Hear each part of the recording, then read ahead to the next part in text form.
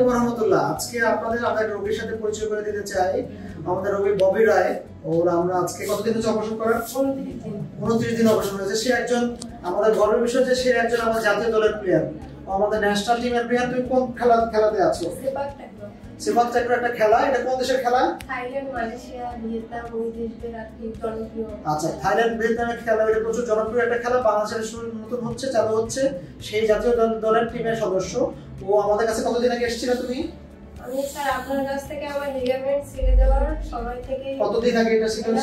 1 বছর আগে। 1 বছর আগে আমাদের কাছে এসেছিল। তখন অপারেশন কথা বলেছিলাম। সে সময় টাইমিং হচ্ছিল না তার, যেহেতু সে ফেডারেশনের সাথে যুক্ত।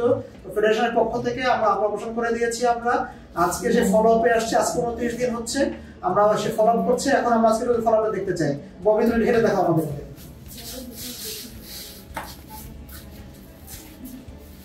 আতো এখন কোনো প্রবলেম ফেস করছো তুমি? না স্যার, হাঁটায় কোনো সমস্যা হয় না।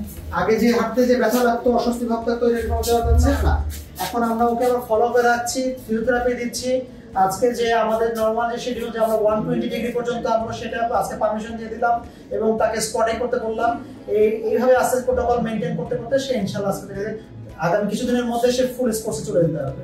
সকলকে ধন্যবাদ।